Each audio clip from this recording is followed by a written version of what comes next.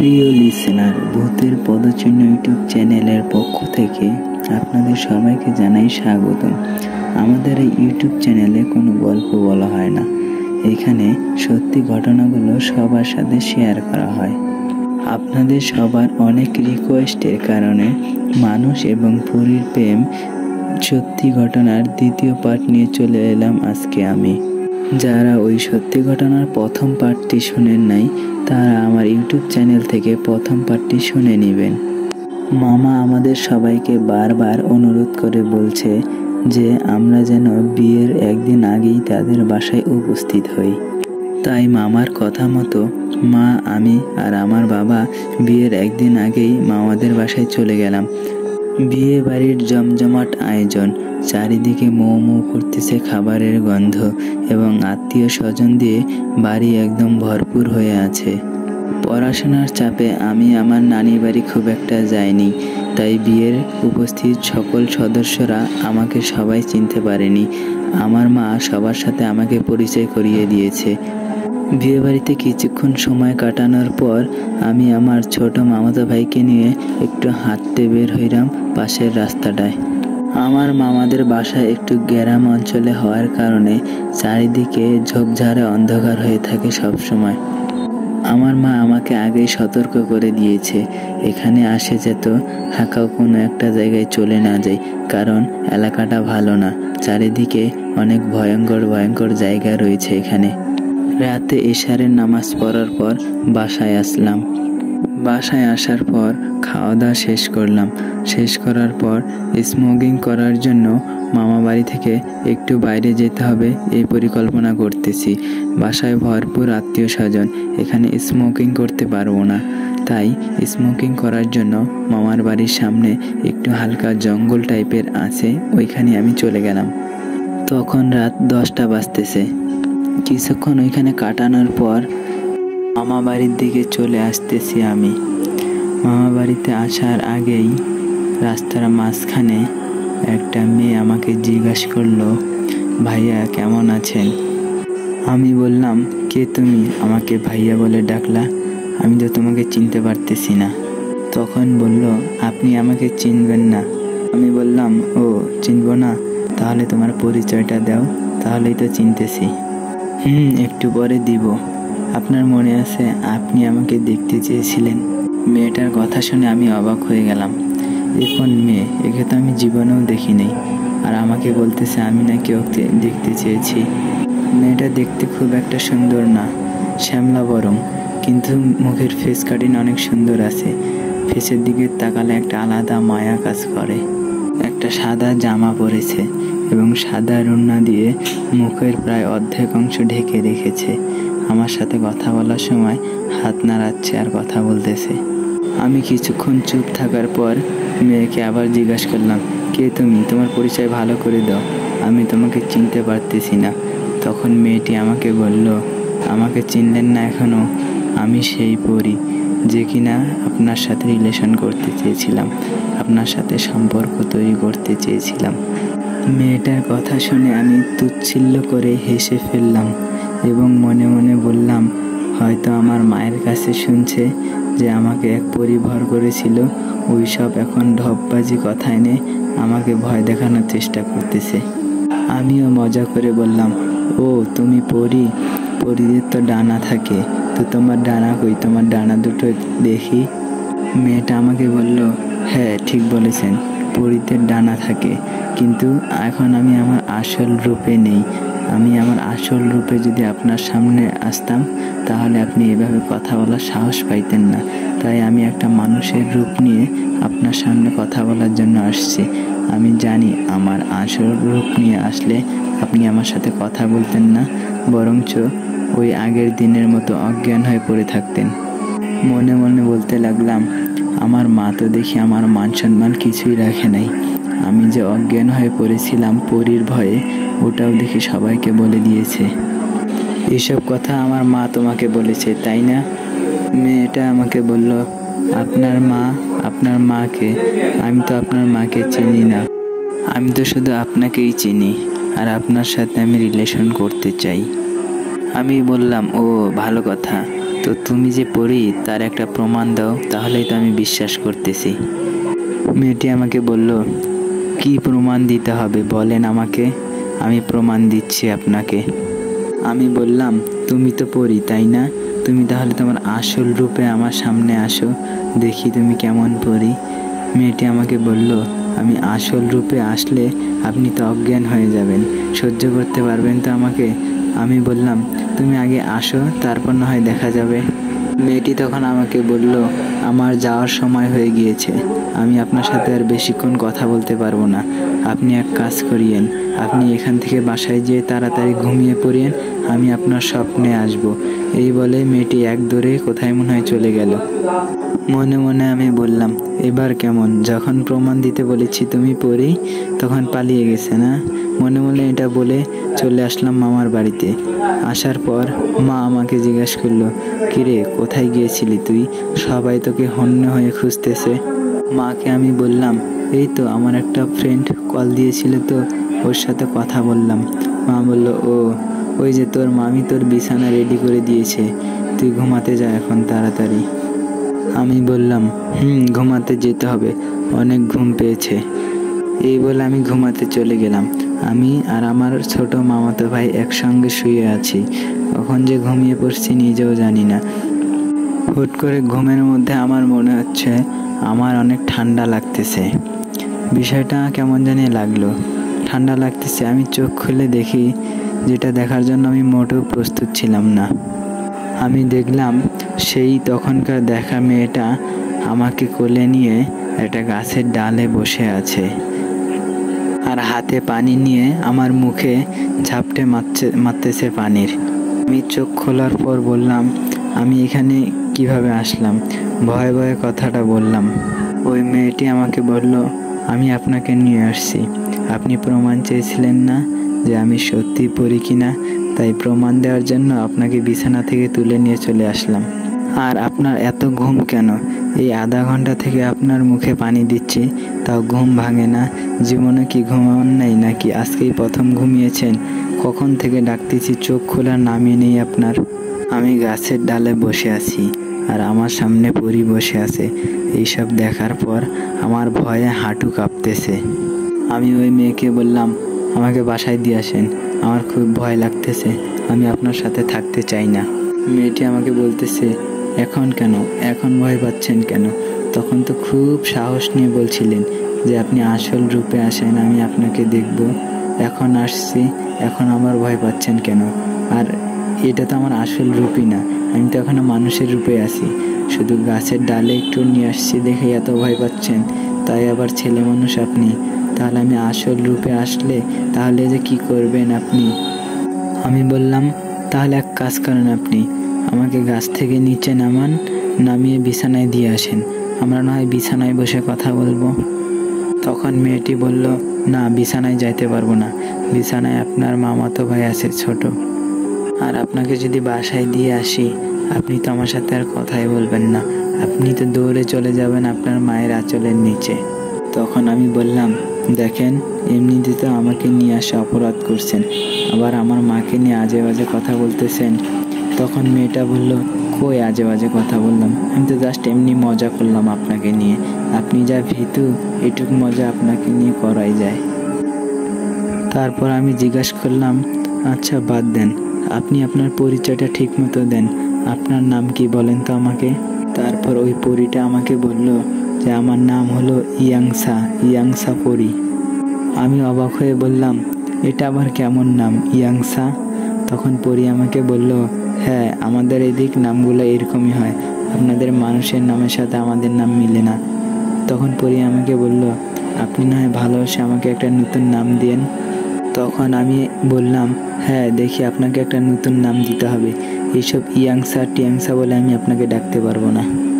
পরীর সাথে কথা বলতে বলতে আমার ভিতরে কেমন জানি একটা কৌতূহল সৃষ্টি হলো, অনেক জানার ইচ্ছা হচ্ছিল যে পরীরা দেখতে কেমন, তারা কিভাবে জীবন যাপন করে, তারা কিভাবে জীবিকা নির্বাহ করে, তাদেরও কি বাবা মা আছে নাকি, তাদের শহরটা দেখতে কেমন, এইসব নানা প্রশ্ন আমার মনে ঘুরপাক খাচ্ছিল এবং আমি এক এক করে তাকে জিজ্ঞাসা করা শুরু করলাম।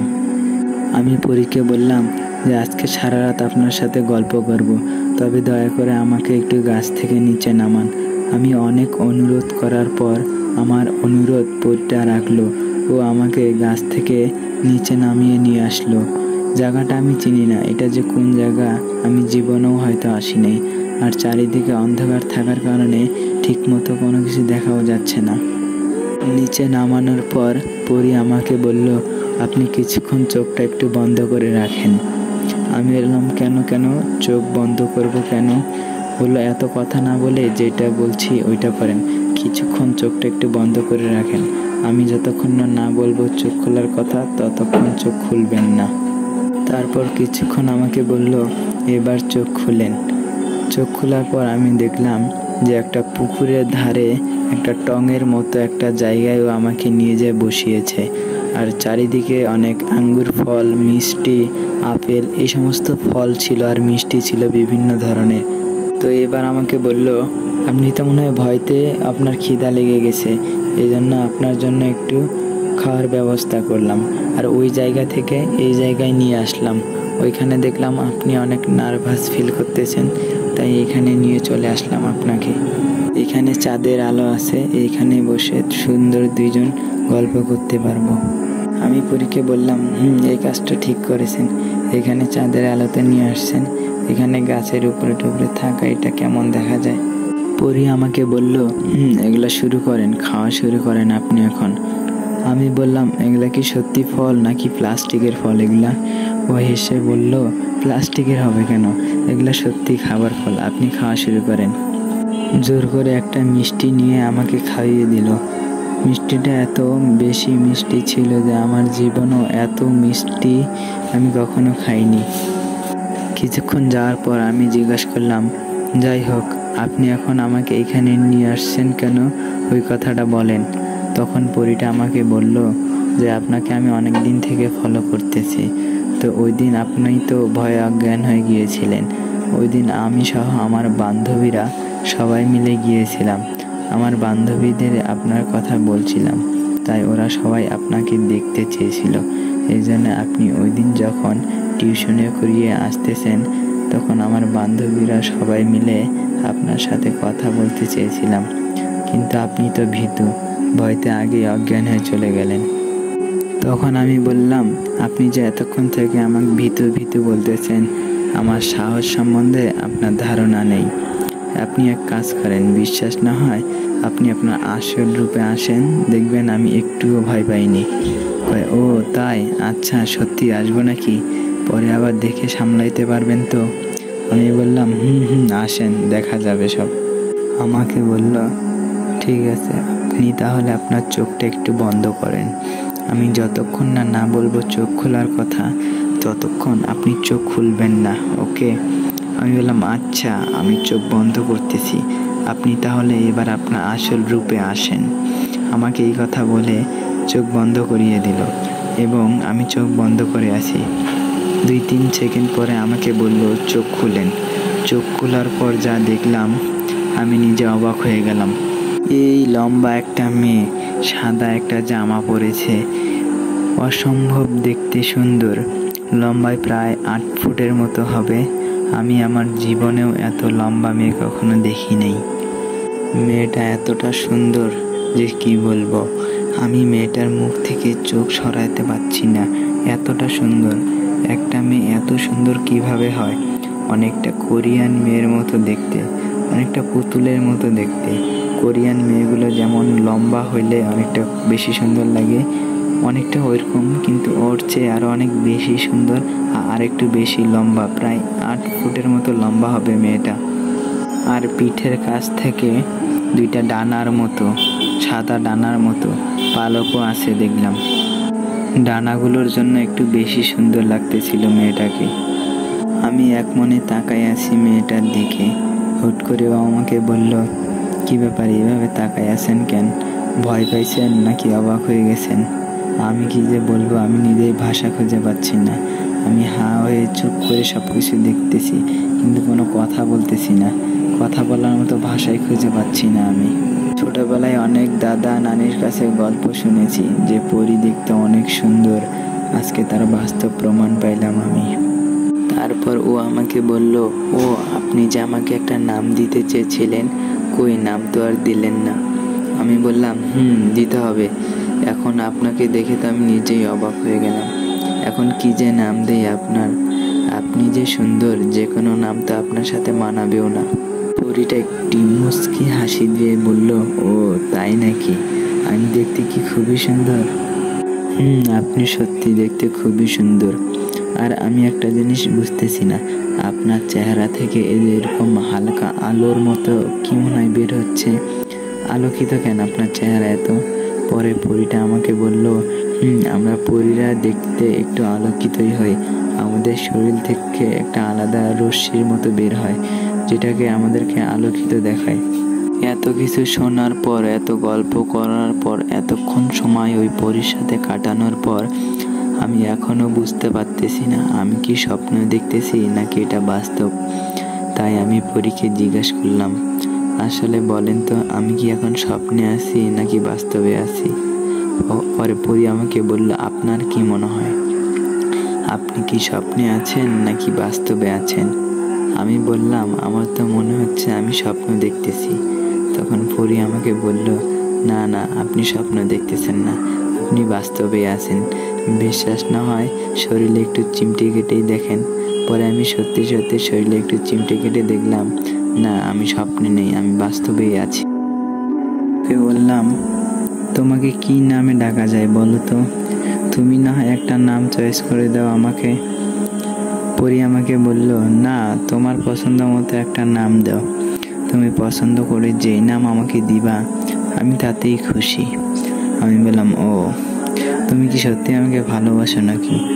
পরী আমাকে বলল, তখন কেন, আমার ভালোবাসাতে কি কোনো সন্দেহ আছে নাকি? আমি অবাক হয়ে বললাম, তো তুমি পরী হয়ে আমি মানুষ, পরী হয়ে মানুষকে ভালোবাসতেছো কেন? তোমাদের পরীলোকে কি কোনো আর পরী নাই? মেয়েটা হেসে বলল, পরী কখনো পরীর সাথে প্রেম করে না, পরীরা মেয়ে হয় আর পরীদের বিয়ে হয় জিনদের সাথে। পরে আমি বললাম, ও মানে এই সম্বন্ধে আমার খুব একটা ধারণা ছিল না, তো তাই আর কি ভুল করে বলে ফেলছি। তখন পরীটা আমাকে বলল, সমস্যা নেই। পরে আমি বললাম, যাই হোক, তুমি তো জিনদের সাথে রিলেশন করতে পারতা, আর তোমাদের পরীরা তো সব জিনদের সাথেই বিয়ে হয়, তাই না? পরী আমাকে বললো, হ্যাঁ, আমাদের পরীদের জিনদের সাথেই বিয়ে হয়, তবে আমি জিনকে বিয়ে করিনি, এটা একটা অনেক বড় কারণ আছে, এই জন্য আমি জিনকে বিয়ে করিনি। আর তুমি যখন টিউশনে পড়াতে যাইতা, ওই রাস্তার ধারে একটা বাঁশের ঝাড়ে আমি থাকতাম, তোমাকে প্রতিদিন আমি লুকাই লুকাই দেখতাম, তো তোমাকে দেখার পর আমার ভালো লাগে যায়, এই জন্যে তোমার সাথে আমি রিলেশন করতে চাচ্ছি। পরে আমি বললাম যে আমি তো দেখতে অতটা সুন্দরও না, আমি তো কালো করে, আর হাইটও খুব একটা নেই, আর তোমার হাইটটা প্রায় দেখি অনেক। পরে পরী আমাকে বলল, হ্যাঁ, আমাদের পরীদের জিনদের হাইট একটু বেশি হয়, এরা অনেকটা লম্বা হয়, তোমরা মানুষরা তো একটু খাটো হও। আমি তখন বললাম, আমরা তো খাটো হই, তো আমার সাথে রিলেশন করার এত ইচ্ছা কেন তোমার? তখন পরীটা বলল, আমি নিজেও জানি না আমি একটা পরী হয়ে কেন একটা মানুষের প্রেমে পড়লাম। পরে আমি বললাম, বলো কি এমন কারণ যে তুমি আমাকে পছন্দ করো? তখন পরী বলল, তোমার দিকে তাকালে একটা আলাদা ভালোবাসা কাজ করে আমার। আমি বললাম, ও তাই নাকি? প্রথম কোনো মেয়ের সাথে এতক্ষণ যাবৎ কথা বলতেছি, ভালোই লাগতেছে কথা বলতে। যত কথা বলতেছি তত আরো বেশি কথা বলার ইচ্ছা জাগতেছে ভিতর থেকে। ওদের পরী সম্বন্ধে সবকিছু জানার ইচ্ছা জাগতেছে আমার ভেতর থেকে। পরীরা কি করে, কি খায়, আমার মনে নানা কৌতূহল সৃষ্টি হচ্ছে। পরে আমি ওকে একটা নাম দিলাম, ওর নাম আমি দিলাম আয়েশা, আয়েশা আক্তার। নামটা শুনে ও খুব খুশি হয়েছে। ওকে আমি নানান ধরনের প্রশ্ন করতে লাগলাম, তোমরা কয় ভাই বোন, তোমার বাবা কি করে, তোমার মা কি করে, এছাড়াও আরো অনেক যাবতীয় প্রশ্ন। ও এক এক করে সব কিছুর উত্তর দিচ্ছিল আমাকে। ওরা 3 ভাই বোন, ওর বড় 2টা ভাই আর ও একাই।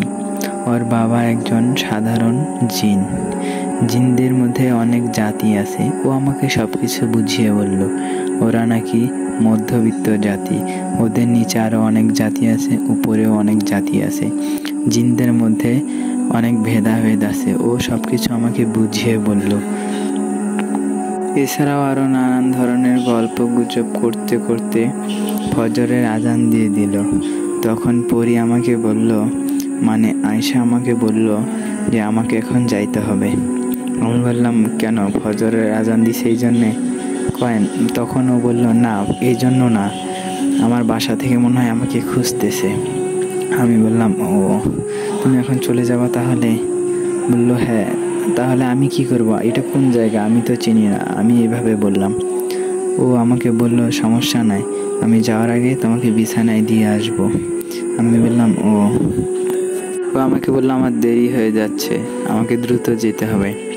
আমি বললাম, ও আচ্ছা চলে যাও, যাওয়ার আগে তাহলে আমাকে বিছানায় দিয়ে আসো। ও আমাকে বলল, আচ্ছা তোমাকে বিছানায় দিয়ে আসতেছি। তখন পরীটা আমাকে বলল, তোমাকে একবার জড়াই ধরতে পারবো? জানি না আবার কবে দেখা হবে আমাদের। আমি একটু অবাক হয়ে গেলাম।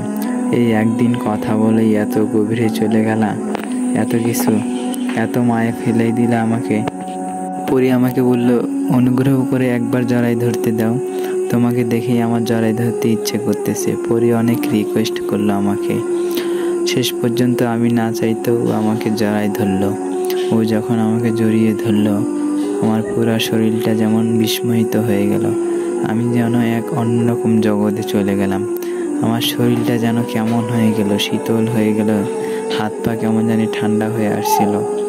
এক অন্যরকম সুন্দর অনুভূতি হলো। এর আগে জীবনেও আমার এত সুন্দর অনুভূতি হয়নি। ও জড়াই ধরে কিছুক্ষণ ছিল, বেশ এই 10-15 সেকেন্ডের মতো জড়াই ধরেছিল। তারপর ও আমাকে বলল যে তুমি চোখটা একটু বন্ধ করো। পরে আমি চোখটা বন্ধ করলাম। তারপর কিছুক্ষণ পরে তাকিয়ে দেখি যে আমি বিছানায় শুয়ে আছি। এভাবেই তারপর কয়েকটা দিন চলে গেল। তারপর হুট করে স্বপ্নে আমি ওকে দেখতে পেলাম। দেখতে পেয়ে বললাম, কী ব্যাপার, এই কয়েকদিন তুমি আমার কাছে আসো নাই কেন? তখন ও আমাকে বলল, তোমার কাছে আসি নাই এর একটা অনেক বড় কারণ আছে। তোমার সাথে ওই দিন যে আমি কথা বলছিলাম আর আমার বাসায় যাইতে দেরি হয়েছে, আর এই বিষয়টা আমার বড় ভাই জেনে ফেলছে। এ নিয়ে আমাদের বাসায় অনেক হট্টগোল সৃষ্টি হয়েছে। আমি বললাম, ও এখন তাহলে কি করবা তুমি? তখন পরী আমাকে বলল, এখন তোমার সাহায্য লাগবে আমার, তুমি আমাকে সাহায্য করবে তো? আমি বললাম, কি সাহায্য লাগবে বলো, আমি যে কোনো সাহায্য করার জন্য প্রস্তুত আছি। প্রিয় লিসেনার, এটা হচ্ছে সত্যি ঘটনার পার্ট 2 এবং পার্ট 3 পাওয়ার জন্য এই ইউটিউব চ্যানেলটাকে সাবস্ক্রাইব করে বেল বাটনটি অন করে দেন, যাতে আমি পার্ট 3 আপলোড দেওয়ার সাথে সাথে আপনাদের কাছে চলে যায়। তো আজকে এই পর্যন্তই, সবাই ভালো থাকেন, খোদা হাফেজ।